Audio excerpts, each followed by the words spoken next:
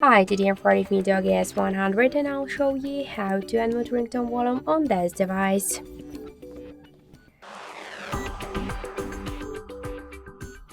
So first open the settings application and then tap to the sound section. To unmute ringtone, we should just slide to the right side this blue dot on the ringtone volume panel with your finger. So that's it, thank you for watching, and if you like this video, leave thumbs up and subscribe.